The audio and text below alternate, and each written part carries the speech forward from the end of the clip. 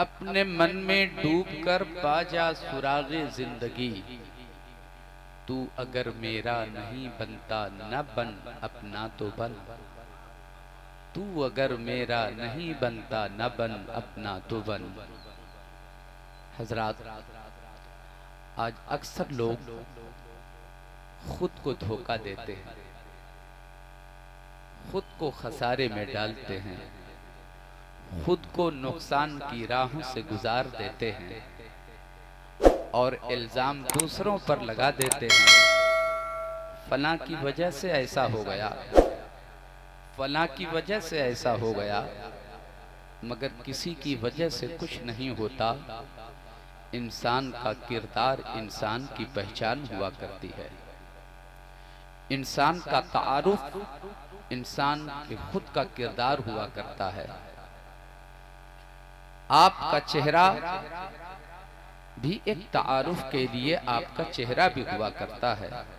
आपकी सूरत, आपका लिबास, आपका रहना सहना, ये आपका इंट्रोडक्शन है। मैं 5 मिनट ही आपसे बात करूंगा। तकरीरें जो होनी थी वो हो गई।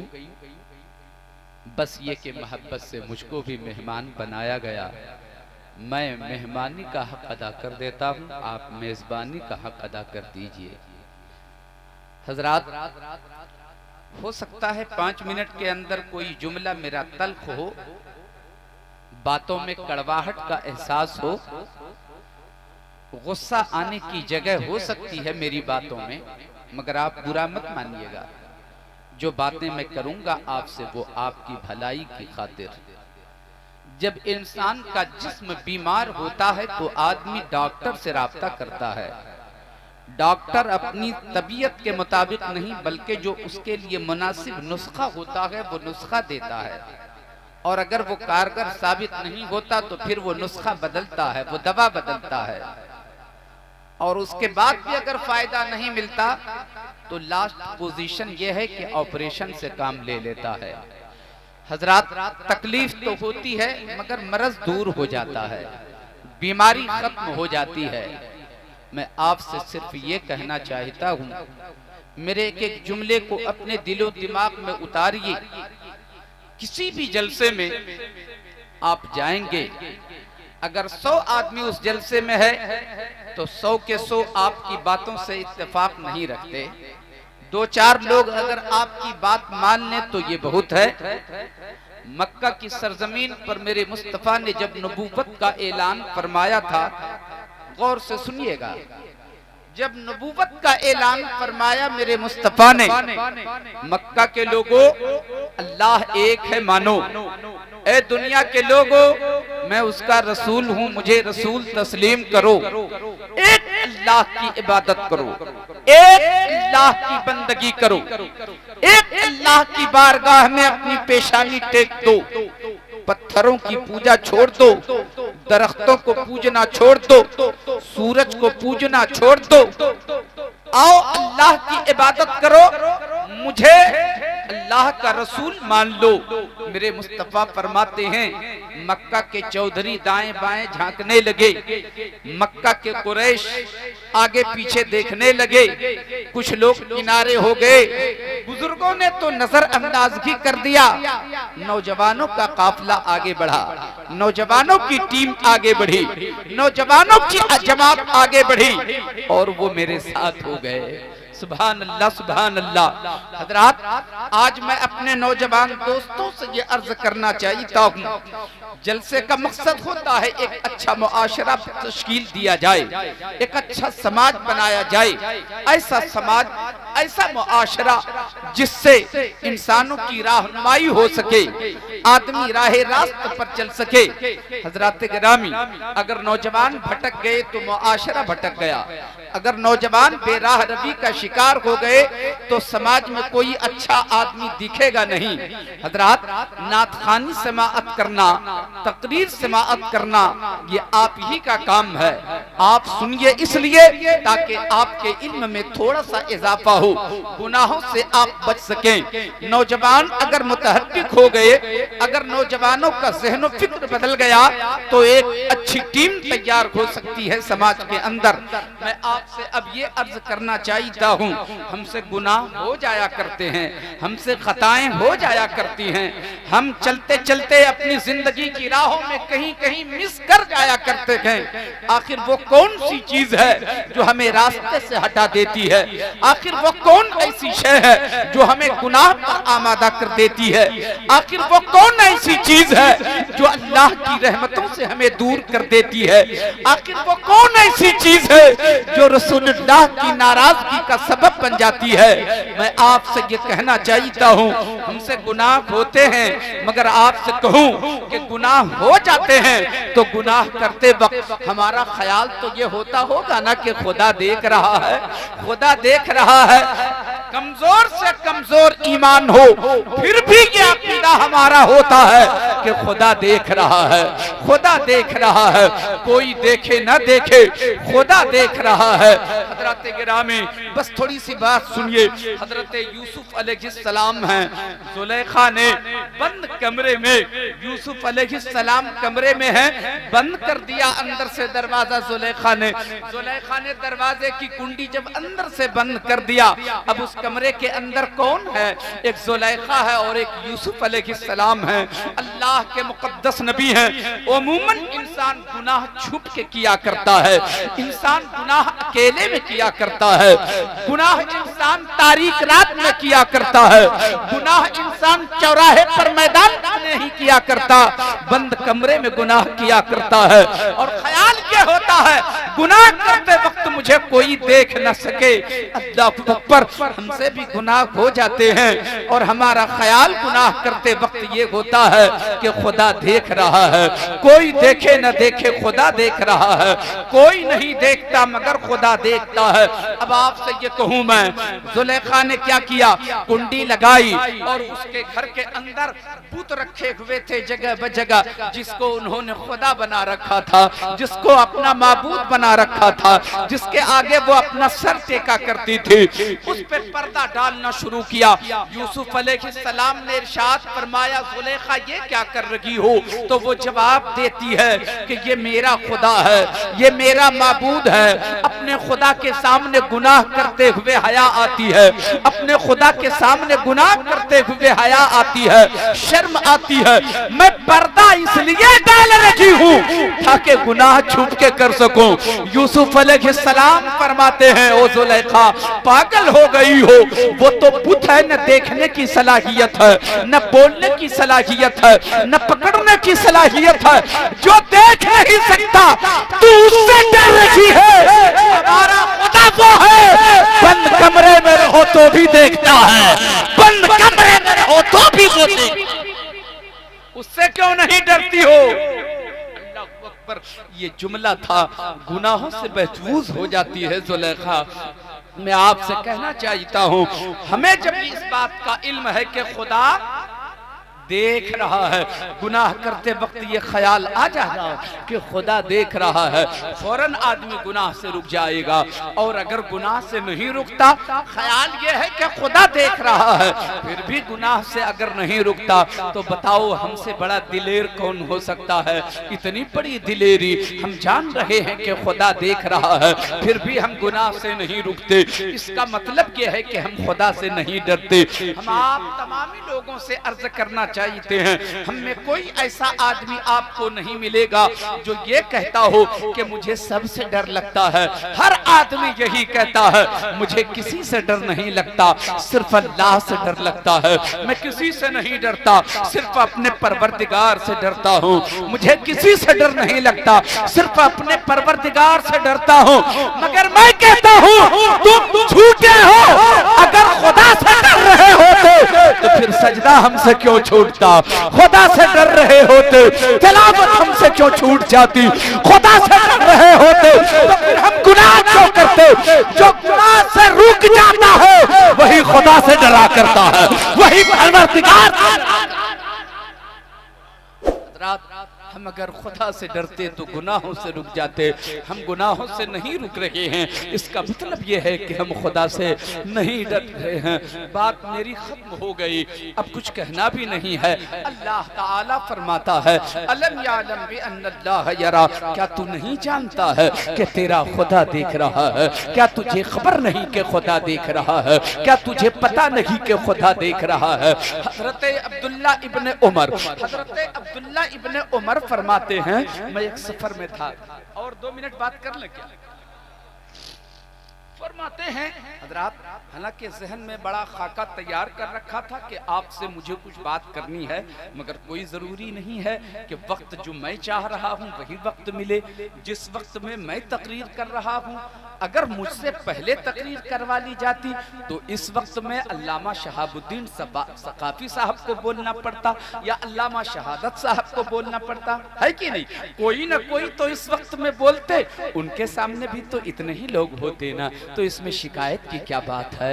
ये मेरे हिस्से की चीज थी, मुझे मिल गई है। जो इस वक्त मैं आपसे बात कर रहा हूँ, मुझे कोई घबराहट नहीं होती है, मुझको कोई खर्चा नहीं होता, मुझे इस बात की भी फिक्र नहीं है कि लोग चले गए। हजरात सब चले गए, मगर जिस रसूल की सीरत की महफिल सजी है वो हमारा रसूल तो है, वो हमारे आका तो है, वो हमारा परवरदिगार तो सुन रहा है। अब्दुल्ला इब्ने उमर फरमाते मैं एक सफर में जा रहा था तो ख्याल आया कि सफर करना है, थोड़ा खाने का सामान रख लिया, खाने का थोड़ा सामान रख लिया जाए, भूख लगेगी तो खा लूंगा, थोड़ा खाने का सामान रख लिया। बस गौर से सुनिए, मैं आपसे बात कर रहा हूँ।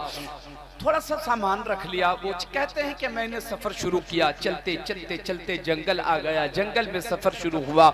जंगल में सफर करते करते दोपहर का वक्त आया, जोहर का वक्त आया, ख्याल आया नमाज पढ़ लेता हूँ। अब भूख भी लग गई है, शिद्दत की धूप है, तेज गर्मी है, शिद्दत की धूप है, तमाजत है। अल्लाहु अकबर। वो कहते हैं कि ख्याल आया कि अब खाना खा लेता हूँ। इतने में मैंने क्या देखा, उसी जंगल में एक बकरी चराने वाला है जो बकरियों का रेवड़ लिए हुआ है, और उस रेवड़ से बकरी बिदक के कोई इधर जाती है, एक बकरी को समेट के वो रेवड़ में लाता है, दूसरी बकरी बिदक के दूसरी तरफ चली जाती है, उसको समेट के वो लाता है, तीसरी बकरी रेवड़ से निकल जाती है, तीसरी को पकड़ के लाता है, चौथी भीड़ से निकल जाती है।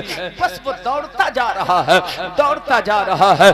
जिस्म पे गोश्त नहीं है, सिर्फ हड्डी ही हड्डी नजर आ रही है, मगर पेशानी से तकवे का नूर नजर आ रहा है, पेशानी पर सजदे की झलक नजर आ रही है। अब्दुल्ला इब्ने उमर फरमाते हैं यकीनन ये नौजवान नेक होगा, लेकिन ये है तो नौकर किसी का, है तो गुलाम किसी का, जो बकरियां चरा रहा है, ये नौकरी कर रहा है किसी की। चुनांचे अब्दुल्ला इब्ने उमर फरमाते हैं ये बयाबान में पड़ा हुआ है, धूप की शिद्दत है, और इसी तेज धूप में दोपहर के वक्त बकरियों के पीछे दौड़ता जा रहा है, पसीने पसीने हो रहा है। इसे भी भूख लगी होगी, इसे भी साथ बुला के खाना खिला देता हूँ। अल्लाहु अकबर। फरमाते हैं मैंने आवाज दिया, ओ नौजवान करीब आओ, भूख लगी है तेज, तुम भी खाना खा लो, मेरे पास थोड़ा सा खाना खाने का सामान है, आओ मिलकर खाना खा लेते हैं। नौजवान ने जवाब दिया, वो बकरियां चराने वाला किसी का नौकर था, वो किसी का चाकर था, वो किसी का गुलाम था। वो कहता है आप खाना खा लीजिए, मैंने रोजा रखा है।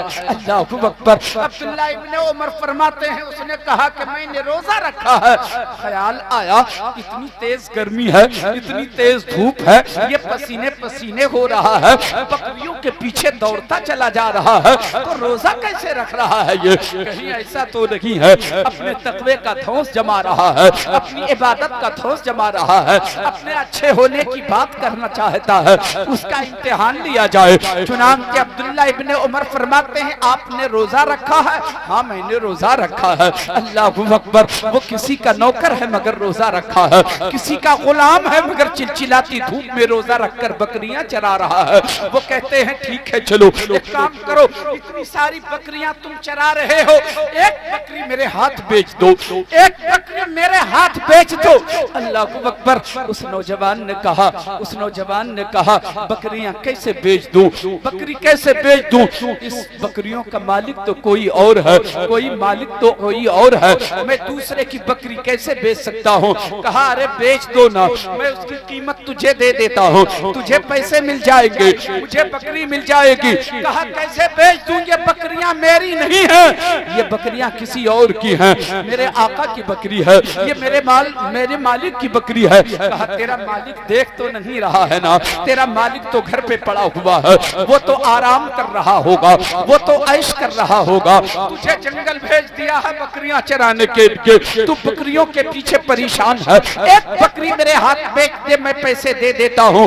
तू अपने मालिक से शाम को ये कह देना कि भेड़िया निकल के जंगल से आया था, एक बकरी उसने उछक लिया, एक बकरी का शिकार किया, लेकर चला गया, कुछ नहीं कहेगा तेरा मालिक। कहा नहीं नहीं, मैं अपने मालिक से झूठ नहीं बोल सकता हूँ, झूठ नहीं बोल सकता हूँ। कहा इतना परेशान हो रहा है, इतनी मुसीबत का मारा है, एक तो वो तू रोजा रखे हुआ है और ऊपर ये कि इतनी बकरियां चरा रहा है और पसीने पसीने हो रहा है, इतनी सी बात कहने में क्या दिक्कत है। अपने मालिक से ये कह देना कि मैंने बकरी नहीं, मैं बकरियां चरा रहा था मगर भेड़िया आया शिकार करके चला गया, इसलिए एक बकरी कम हो गई। तो उसने जवाब दिया नहीं, मेरे मालिक के साथ मैं झूठ नहीं बोल सकता। कहा कौन सा तेरा मालिक यहाँ देखने के लिए आया है, तू बकरी मेरे हाथ बेच दे, तुझे पैसे भी दे देता हूँ, बकरी भी ज़बह करूंगा, गोश्त भी तुझे थोड़ा सा बांट कर दूंगा, तेरा मालिक तो नहीं देख रहा है ना। उस नौकर ने, गुलाम ने जवाब दिया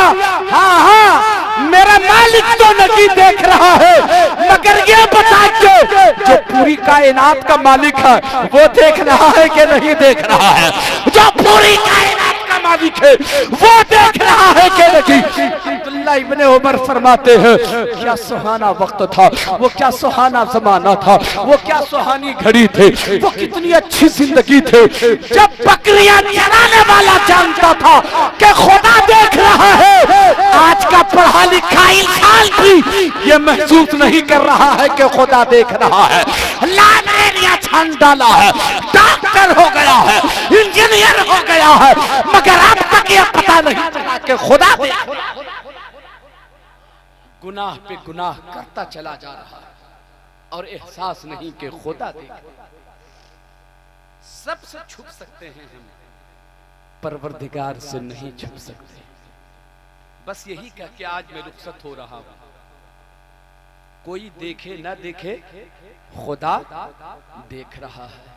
गुनाह करते वक्त अगर आप डर गए और ये ख्याल आ गया कि खुदा देख रहा है, गुनाह से बच गए, तो फिर याद रखना कि तुम खुदा से डर रहे हो। और जो खुदा से डरता है फिर सब उसी से डरता है, और जो खुदा से नहीं डरता उससे कोई नहीं डरता, उससे कोई नहीं डरता। क्या हम अपने आप को इस मंजिल में ला सकते हैं कि गुनाह करते वक्त ये ख्याल हो कि खुदा देख रहा है तो हम गुनाह से बच जाएं? क्या हम ऐसा कर सकते हैं? कर सकते हैं? करेंगे? गुनाह करते वक्त हो सकता है तन्हाई हो, अकेले हैं आप, कोई नहीं देख रहा है, गुनाह के करीब पहुंचे, फौरन ख्याल आए कि खुदा देख रहा है, गुनाह से बच जाइए, नर्म बिस्तर को छोड़िए। पैसों की कमी नहीं है हमारे पास, अल्लाह ने दौलतों से नवाजा है, जिस्मानी आत के एतबार से हमें सही सालिम बनाया, आंखें दिया हमें अंधा नहीं बनाया अल्लाह ने, जुबान दिया गूंगा नहीं बनाया अल्लाह ने, हाथ दिया लूला नहीं बनाया अल्लाह ने, पाँव दिया लेंगड़ा नहीं बनाया परवरदिगार ने। फिर हम रब का शुक्र कैसे अदा कर सकते हैं? इन नेमतों को पाने के बाद अगर हम रब का शुक्र अदा करना चाहते हैं तो एक तरीका ये है कि हम गुनाहों से बचें और अल्लाह के रास्ते की तरफ चल पड़ें, और वो यही तरीका है कि रब की बारगाह में हम झुकने के आदी हो जाएं। हम परेशान रहते हैं, अच्छा पैसा वाला परेशान नहीं रहता है क्या? रहता है ना? पैसा वाला परेशान रहता है। मैं आपसे कहता हूँ सब कुछ आपके पास है, फिर परेशान क्यों रहते हैं आप, टेंशन में क्यों रहते हैं आप, दिल क्यों नहीं लगता है आपको, चैन क्यों नहीं आता है आपको, करार क्यों नहीं मिलता है आपको। मैं आपसे यही तो कहना चाहता हूँ, करार कैसे मिलेगा, सुकून कैसे मिलेगा। जो अल्लाह की याद से गाफिल हो जाए उसे करार कहाँ से मिलेगा, अल्लाह की याद से जो गाफिल हो जाए उसे सुकून कहाँ से मिलेगा। सुकून पैसा में नहीं है, सुकून तो मुसल्ले पे मिला करता है, सुकून तो टूटी चटाई पे मिला करता है। मैं आपसे कहता हूँ किसी रोज अपना कीमती गद्दा छोड़कर आप मुसल्ले पे आके देखो, ऐसा महसूस होगा कायनात सिमट के मेरे दामन में आ गई है, कायनात सिमट कर मेरे दामन। ऐसा करके देखें। बस आज की बात यहीं पर खत्म। सलाम पढ़ लेना चाहिए, पढ़ लेना चाहिए कि नहीं? हाँ, सबको, सबकी ख्वाहिश भी यही है। आपको देर भी हो गई, नहीं 10 मिनट नहीं, बस 2 मिनट और सुनिए एक बात। गद्दे छोड़िए, किसी रोज नारे तकबीर, नारे रिसालत, मसलके आला हजरत अल्लामा जुनैद आलम जमाली। मैं झूठी तारीफ आपकी करके अगर चला जाऊं तो इसका मतलब यह है कि आपको बेवकूफ बना रहा हूं मैं, आपका वक्त बर्बाद कर रहा हूं मैं, आप गलत कर रहे हैं। और मैं ये कह के चला जाऊं कि आप जन्नती लोग हैं तो गलत है ये नहीं। जन्नत के रास्ते पे ला के आपको छोड़ के जाऊं तो ये आपके साथ इंसाफ है। सुनिए, नर्म गद्दे छोड़कर किसी रोज रात की तन्हाई में आइए ना मुसल्ले पे, जरा देखिए तो मजा, फिर जरूर देखिए। आए है बादशाह को बादशाही अच्छी लगती है कि नहीं लगती है? और अगर कोई बादशाह दौलत छोड़ दे, बादशाही को ठोकर मार दे तो क्या समझ में आया आपको? क्या समझ में आएगा कि सुकून बादशाही में नहीं थी, सुकून अल्लाह के जिक्र में था। हम कहां कहां सुकून ढूंढते हैं और सुकून ही की खातिर हम पैसे भी कमाते हैं, उसके बावजूद हमें सुकून नहीं मिलता। पता क्या चला, दौलत में, पैसे में सुकून नहीं है, सुकून अल्लाह के जिक्र में। एक बात सुनिए, आपने बादशाह इब्राहिम बिन अधम का नाम सुना होगा। अपने वक्त के बहुत बड़े बादशाह, बलख के शहंशाह थे, बलख के बादशाह थे इब्राहिम बिन अधम। तो जानते हैं वो जहां सोते थे ना, उनका जो बेडरूम था, उस रूम से पहले कई दरवाजे थे और हर दरवाजे पे पहरादार नंगी तलवार लिए पहरा दे रहा है और अंदर बादशाह आराम करते हैं। एक रोज बादशाह इब्राहिम बिन अधम सो रहे थे। और सुनिए मेरे के एक लफ्ज को सुनिए, आपको कैफ हासिल होगा। क्या हुआ? रात को सोए थे, अचानक लगा कि मेरे कमरे में कोई आया है, मेरे बेडरूम में कोई आया है। उठ के देखा, दाएं बाएं झांका, कोई नजर न आया। आपने पहरादारों को आवाज दिया, सबके सब हाजिर हुए। मियां कैसे पहरा देते हो तुम लोग? कोई आया था अभी मेरे रूम में? कहा नहीं तो हम लोग बिल्कुल तैयार हैं, जगे हुए हैं, चौकन्ना है, हाथ में नंगी तलवार है, कोई आ नहीं सकता। इत्मीनान हो गए बादशाह, फिर सोए तो फिर ऐसा महसूस हुआ कि कोई मेरे कमरे में आया है। आवाज धमक धमक की हो रही है, कदमों की आहट का एहसास होता है। फिर आप जाग जाते हैं, बेदार हुए, देखा दाएं बाएं कोई नहीं। महसूस किया कि छत पे तो नहीं चला गया। इब्राहिम बिन अधम जो बादशाह बलख थे, वो अपनी छत पर चले गए और छत पे गए तो पा लिया उसको और जाके बाजू पकड़ लिया बादशाह वक्त ने। इब्राहिम बिन अधम ने बाजू पकड़ा, कहा मियां यहाँ क्या कर रहे हो? मेरी छत पे क्या कर रहे हो? किस लिए आए हो? यहाँ तेरी जरूरत क्या है? क्यों आया? किस लिए आया? किस काम से आया? बात पूछते जा रहे हैं, सवाल पे सवाल होता जा रहा है। जब वो चुप हो गए तो जिसको पकड़ा था उसने जवाब दिया, मेरा ऊंट खो गया है, मैं अपना ऊंट खोजने के लिए आ गया हूँ, ऊंट को तलाश करने के लिए आ गया हूँ, ऊंट को ढूंढने के लिए आ गया हूँ। बस जुमले पे आपकी तवज्जो चाहूंगा। बादशाह ने कहा ऊंट ढूंढने के लिए अगर तेरा ऊंट खो गया तो कहीं चौराहे पे ढूंढना चाहिए, कहीं मैदान में ढूंढना चाहिए, कहीं गली कूचे में ढूंढना चाहिए, कहीं खेत खलियान में ढूंढ लेना चाहिए।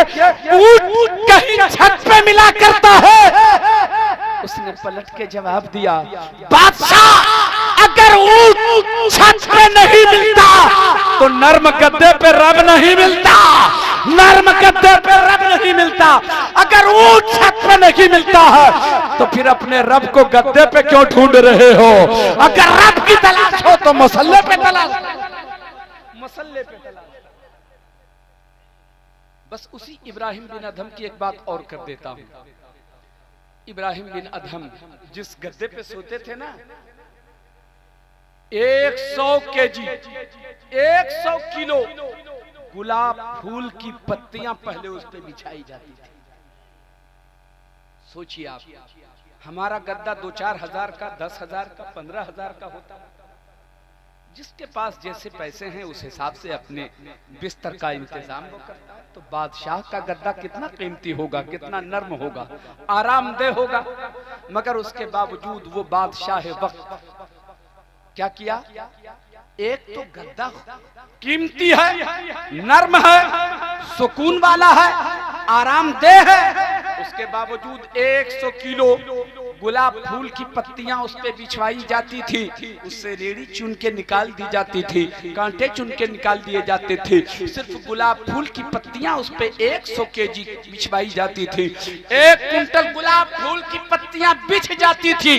तब वो औरत, इस काम के लिए एक औरत को रखा था, एक खातून को रखा था, एक नौकरानी को रखा था।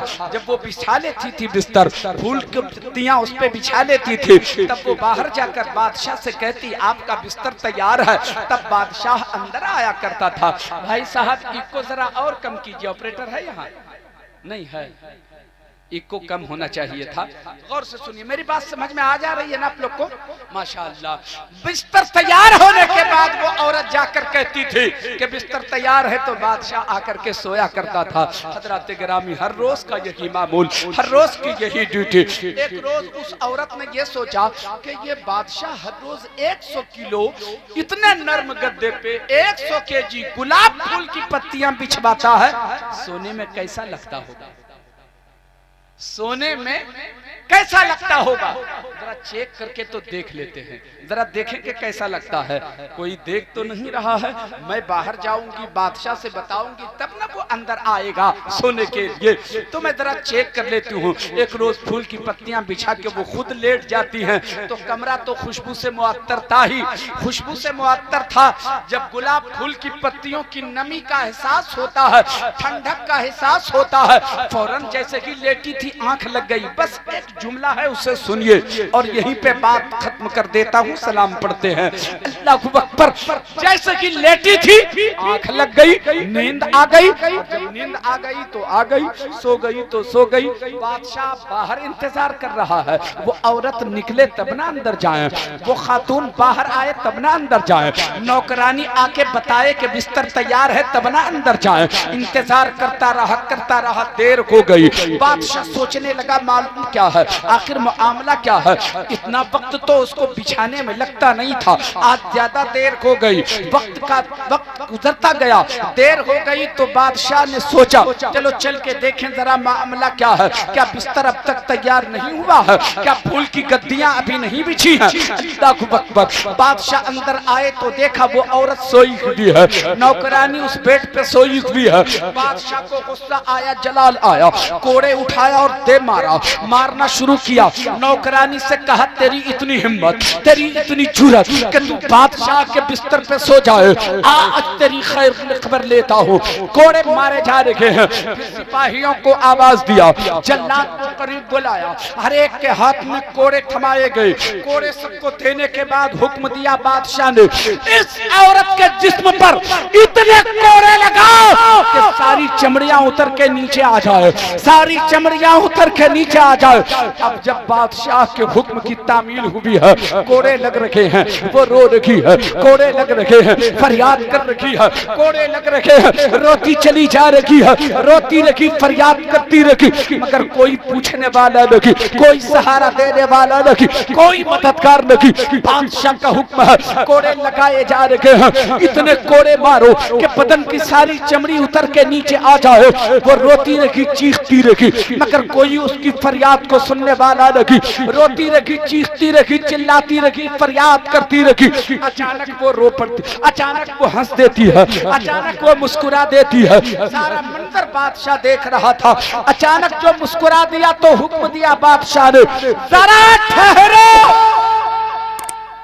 सबके सब रुक गए, कोड़े बंद हो गए। बादशाह ने आगे बढ़ के कहा, ओ औरत एक बात बता, तू रो रही थी, अचानक हंस क्यों दिया? रो रही थी तो मुस्कुरा क्यों दिया? कहा हाँ, दर्द हो रहा था तो रो रही थी, तकलीफ हो रही थी तो रो रही थी, कोड़े लग रहे थे तो रो रही थी, कोड़े लग रहे थे तो दर्द हो रहा था, दर्द हो रहा था तो चीख रही थी। मगर एक चीज ख्याल आ गई, एक बात का ख्याल आ गया, एक बात याद आ गई। अचानक हंसी आ गई, अचानक मुस्कुरा दिया। कहा जल्दी से बताओ कि तू क्यों हंसे, जल्दी से बताओ कि किस बात ने तुझे हंसाया, जल्दी बताओ कि किस बात ने वजह से तुझे मुस्कुराहट तेरे लबों पे आई, जल्दी बताओ, राज खोलो, सरबस्ता राज खोलो, फिर समझाओ कि हंसी क्यों आ गई। कहा जानना चाहते हैं। कहा हाँ जानना चाहता हूँ, क्या आखिर तू रोते रोते हंस क्यों पड़ी? कहा कोड़े लग रहे थे तो दर्द हो रहा था, कोड़े लग रहे थे तो फरियाद कर रही थी, कोड़े लग रहे थे तो रो रखी थी, फरियाद कर रखी थी। अचानक ख्याल इस बात का आया, हर रोज बादशाह इस पे सोता है, मैं तो इरादा लेके सोई भी नहीं थी, नियत करके सोई भी नहीं थी, इस ख्याल से सिर्फ मैं लेटी थी कि देखें इस पे सोने में लगता कैसा है, किस तरह बादशाह सुकून की नींद सोया करता है। बस जैसे कि लेटी थी कि अचानक आंख लग गई, आंख लग गई तो बेइरादा आंख लग गई। मैं तो जानबूझकर सोई भी नहीं थी, मगर कोड़े खाते खाते ख्याल क्या आया, एक रोज मैं इस गद्दे पे सोई तो इतने कोड़े पड़ रहे हैं, जो इस गद्दे पे बरसों से सो रहा है उसको कितने कोड़े लगेंगे, उसको कितने कोड़े लगेंगे। ये ख्याल आया तो हंस पड़े, ये ख्याल आया तो मुस्कुरा। इतना जो सुना था बादशाह ने, बादशाही को वहीं से उन्होंने ठोकर मार दी, फिर फकीरी इख्तियार कर ली। और जब फकीरी इख्तियार की, अल्लाह ने उन्हें वली कामिल बना दिया, अल्लाह ने वली कामिल बना दिया। हज़रात सुकून गद्दों पे नहीं है, सुकून मुसल्ले पे है, सुकून